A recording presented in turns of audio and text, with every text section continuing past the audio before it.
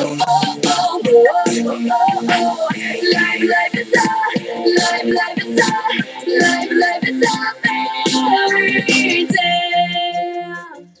everyone, you're watching the Esperanza 243. Today I am reading to you part 7. Dun dun dun dun. Awesome! And I've actually went through the printed packet I have of A Cinderella Tale, and I have discovered that if I get this chunk a certain portion of it done today, I will only have one video left to record for A Cinderella Tale. And that's pretty neat because I really wanted an even number for this book reading collection. Pretty awesome. Oh, and updates on Trouble in the Making. Oh, I almost forgot about my sheet. Updates on Trouble in the Making.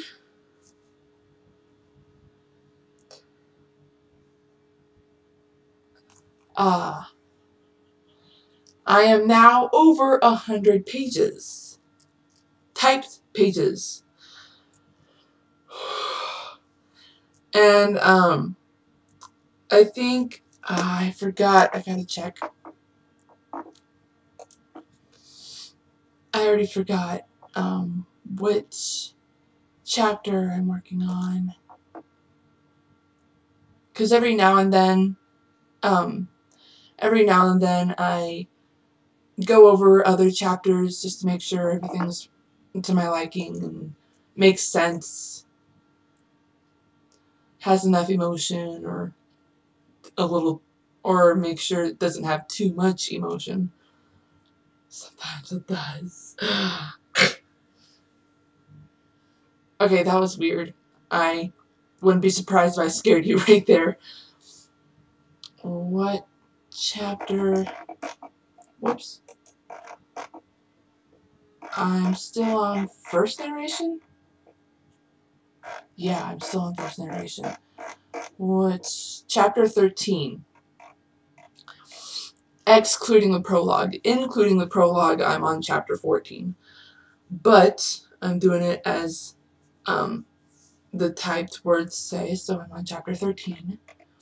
And I have 101 pages. Let's check out the word count. Heck yeah! Over 50,000 words, and according to NaNoWriMo, short for National November Writing Month, oops, M, not W. According to NaNoWriMo, 50,000 words is a novel.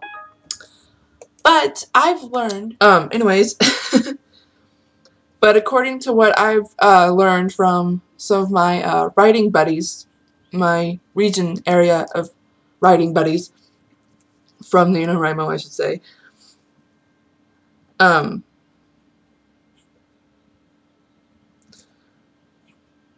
I've learned that, or no, my NaNoWriMo, not my regional NaNoWriMo buddies, I meant the group that I'm in on Facebook, Don't Dot the I's nor Cross the T's. Someone told me that a novel is actually 40,000 plus words, which is nice because I actually have quite a few books over 40,000 words. Huh. And some of them I was trying to stretch to 50,000 so I could get it hooked up on NaNoWriMo, but hey. I suppose that's it, because I want to get down to the reading. Just want to do a time check real quick. Good. 5 minutes. And as you can see, there are boxes. I'm packing up my room. I'm a little disappointed that Elizabeth hasn't bothered to look for boxes, because she still hasn't packed hers, and she's leaving in mid-May. I'm probably leaving right after that, considering our landlord has already found someone to take the apartment. Anyways, let's get down to the reading. A Cinderella Tale, written by moi.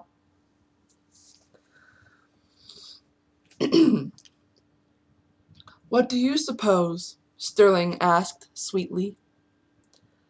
I suppose that when you come into the ballroom, the room itself is like it's floating on the air. If you're suddenly confronted by his good sire, you are frozen like a statue on the stair. You're afraid he'll hear the way your heart is beating, and you know you must not make the first advance. You are seriously thinking of retreating.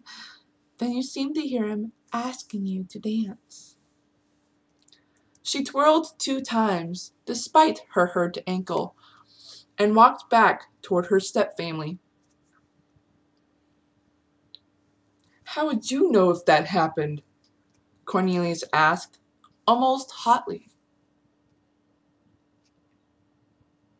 She looked at him. I do no more than guess, she said. Her eyes gazed around with confidence. I do no more than guess. She twirled and sat down in a chair. What else? Sterling asked excitedly with whisper. Oh. Sterling asked excitedly in a whisper.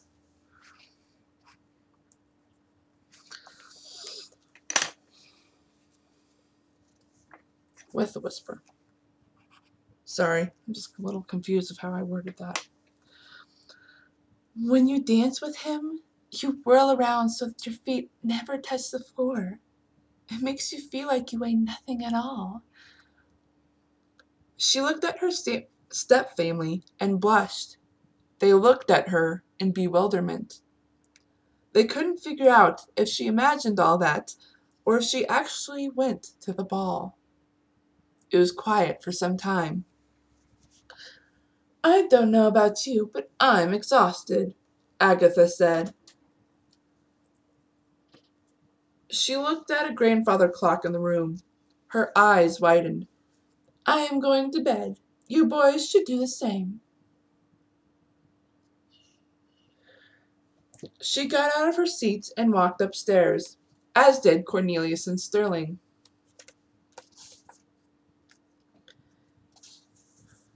I cannot wait to see that girl again. We simply had fun tonight, Sterling said. His brother agreed about another maiden. Ashley got up and went to her spot near the fireplace with a limp. A dreamy gaze appeared in her eyes as she faced to the open area. She began to sing. A lovely night, a lovely night, a finer night you'll know you'll never see. You meet your prince, a charming prince, as charming as a prince could ever be. The stars in their hazy heaven tremble above you, while he's whispering, darling, I love you. You say goodbye, away you fly, but on your lips you keep a kiss. All your life you'll dream of this lovely, lovely night. Suddenly, Sterling appeared, about to speak, in a doorway opposite the fireplace. When he heard her singing, he stopped in his tracks. She got up from her chair. You make a bow, a timid bow, and shyly answer yes, she sang in whisper, as she curtsied timidly. He's tall and straight as a lance. His eyes can melt you with a glance. She started dancing around, despite the limp she had. She danced with grace. She continued singing. You say goodbye, away you fly. Her dancing slowed down. She looked out a window as she placed her hand on near her lips. Put on your lips, you keep a kiss.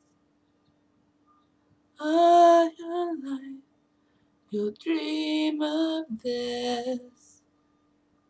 Lovely, lovely,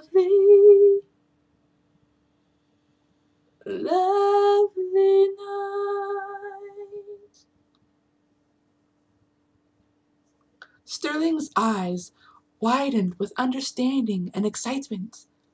He stepped back a pace. A floorboard under his foot creaked. Ashley looked in his direction and gasped at his presence. He gasped as his eyes widened with shock and ran off.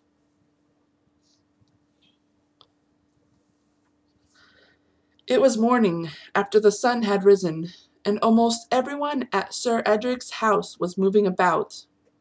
Almost everyone. His parents found him standing on the balcony of a second-story window overlooking the courtyard. He was holding Ashley's shoe. They looked at him worriedly. Eric, be reasonable, his father said.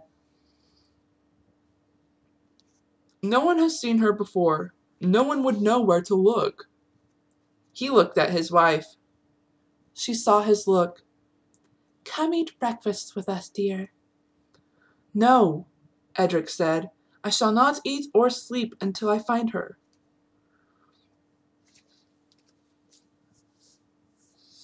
It was quiet for a minute.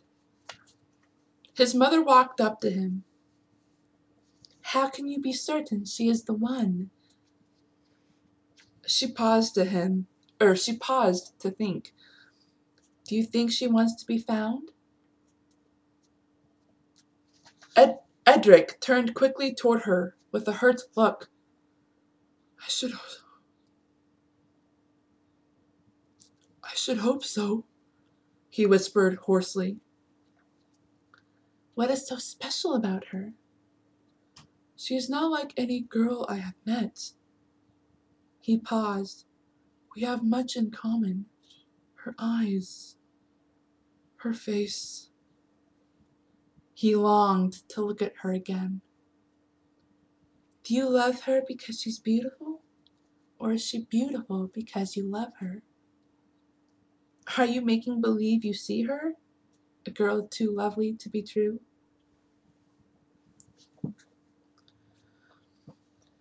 His father came up to them and wrapped his arms around his mother. Yeah, that's right. Do you want her because she's wonderful? Or is she wonderful because you want her? Is she the sweet invention of a lover's dream? Or is she really as beautiful as she really seems? Oh, whoops. It was quiet for a moment. Edric turned to look at the courtyard below. He smiled, imagining Ashley's face, and began to sing. Are you thinking the same as I? For you are too lovely for me. Are you part of a dream that I cannot wake? Or is this too real for me to take?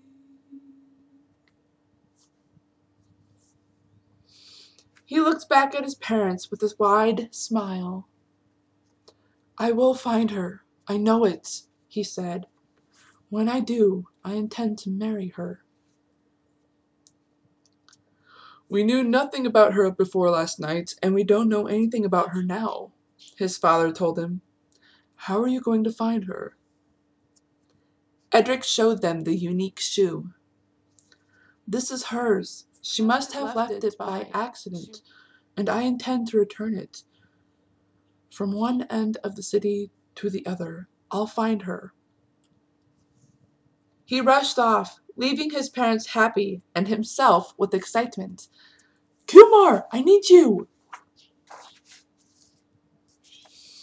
Day after day, he and his right-hand man traveled to each house, fitting the dance shoe on every available maiden. After many days of not eating or sleeping, fatigue started to get to him, but he pursued harder than ever. Rumors spread out the day he started searching, and every mother prepared their daughters, nieces, or young cousins. After many days, he inched away from Ashley's house. He had somehow missed her house. By the time he reached the end of their city, he had gone to every single house but hers.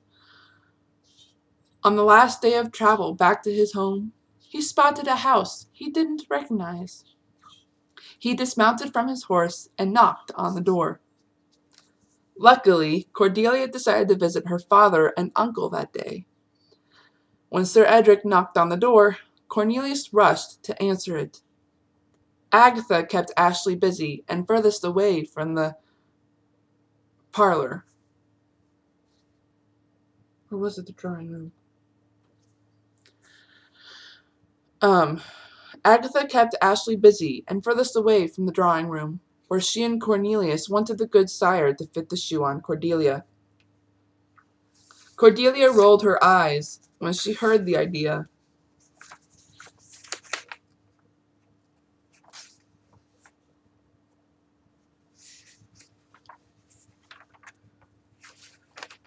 Hang on, I just want to check something.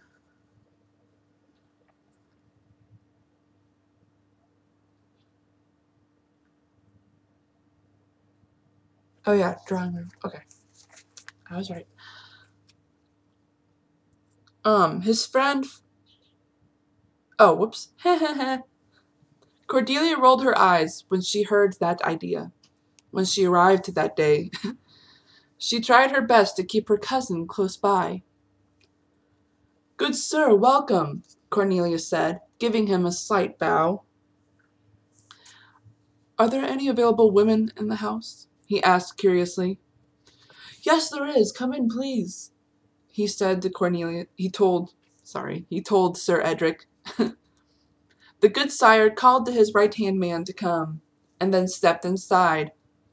His friend followed not too far behind. Cornelius led them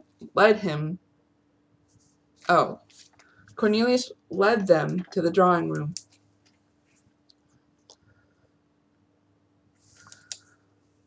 "Wait here, Sir Edric. I will get my daughter." He hastened out of the room and searched for Cordelia. He found her not too far from the drawing room. Ashley was with her. He grunted in disgust. "Sir Edric is here," he told his daughter. Then he looked at his stepsister. Then he looked at his stepsister. "Go tend to his horses outside." She rolled her eyes and obeyed. Cordelia followed her father. "Don't worry, sire," his right-hand man said, as the father and daughter were about to enter. "This is the last house. She must be here somewhere." He walked to a beautiful chaise and stood by it with a pillow in hand. And if you don't know what a chaise is, it's kind of like a couch, but it curves on both sides. And, I think it curves on both sides. Back in the days, they used to use that for when women would faint going down those long staircases, those long grand staircases. They would have them in the middle, so if they fainted, they could, carry the woman to that chase. Let her rest. Okay. On the pillow was the unique shoe. They entered the room. Sir Edric looked up. He smiled faintly. Though he couldn't stop thinking about finding his mystery girl, he couldn't help admire Cordelia's beauty. She and her father sat down. "Hello, Sir Edric," she said, slightly bowing her head. His right-hand man kneeled down, taking the unique shoe, and took her shoe off. "Wow, I have never seen a shoe like that. It's clear, but it's not glass." Her father noticed that as well. With a heavy heart, she watched him put her cousin's shoe on. It was close to a perfect fit. "It fits!" her father exclaimed. Sir Edric widened his eyes. Cordelia sighed. "No, father," she said, eyeing him. He widened his eyes with bewilderment. "I can't do this. The shoe is not mine. It is not a perfect fit." The good sire sighed, almost with relief. "I'm sorry." "Cordelia, how could—" Suddenly, there was a yell. There was a yell. It was further down the hall, close to the kitchen. "Ashley, where are you?" someone cried. Sir Edric eyed Cornelius. "Are there any other women in the house?" he asked.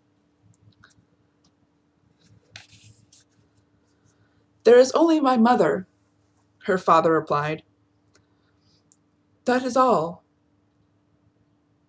Cornelius stood up after taking off the dancing shoe and putting her shoe back on.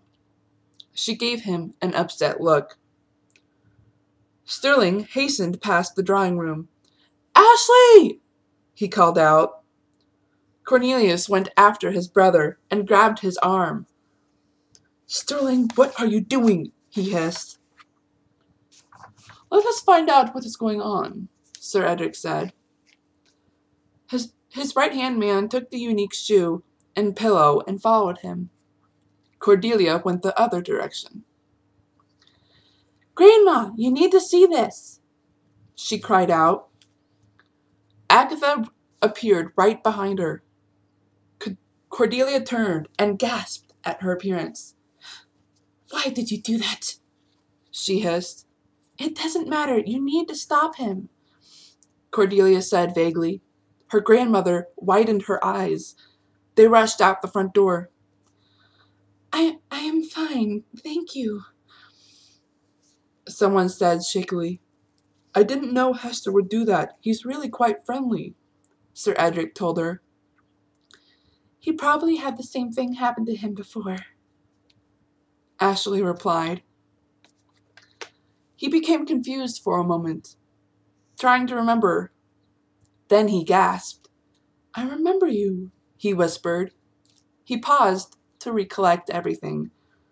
"What is your name again? It escapes my mind." "I am called Ashley, Sir Edric," she said, curtsying timidly. "Ah, yes, Ashley," he joked again. She held in her breath and turned away. Edric held out his hand toward his right-hand man. Suddenly, Agatha bumped into the man.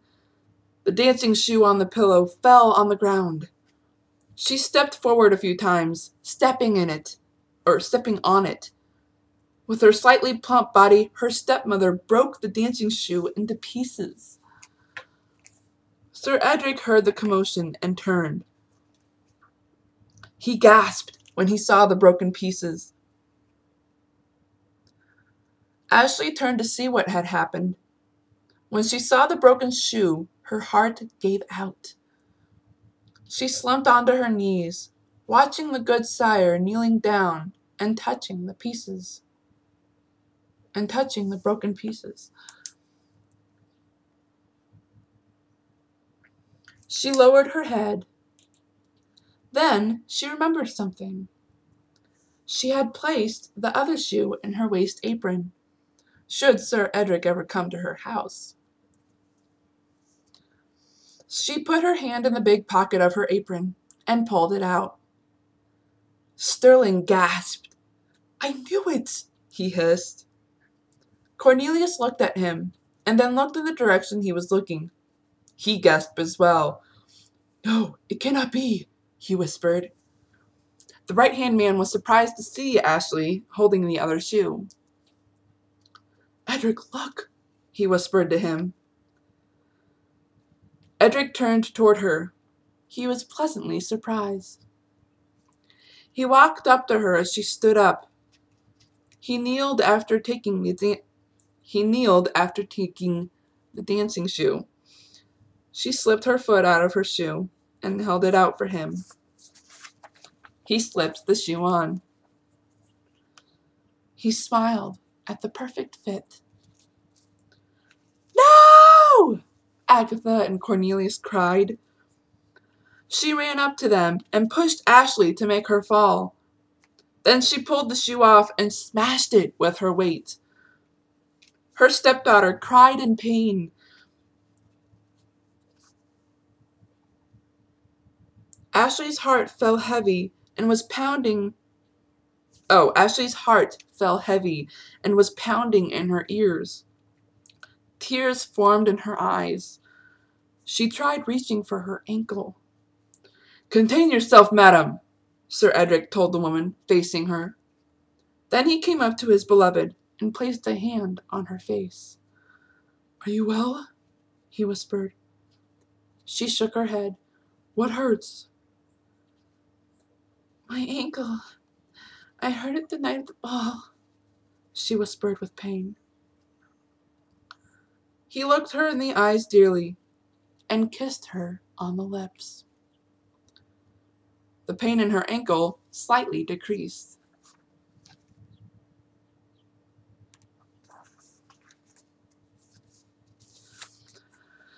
There was someone lying down. She groaned and turned to her side. It was quiet. She groaned again and started murmuring. She tossed and turned. "Stop," she muttered. "Why'd you do that?" She tossed again. "No. No. No!" She yelled and sat up. Her eyes were wide. She looked around as she panted. "Ashlyn, get out of bed!"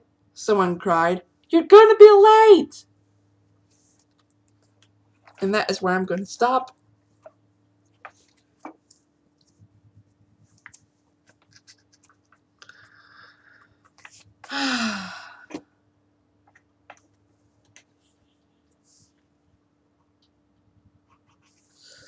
I love this book.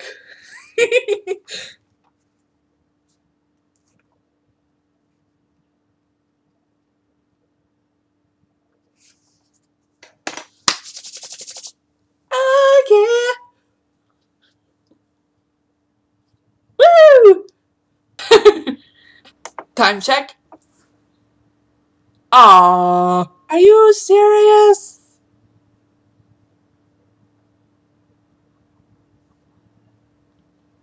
Well, what's done is done. Sucks that it's going to be 30 minutes long. But hey, at least you'll get to hear more of the story. At least you got to hear more of the story. Because the next part will have the ending of the book. And I'm going to sign off before it really says 30 minutes. This is DS Bronze 243 signing off.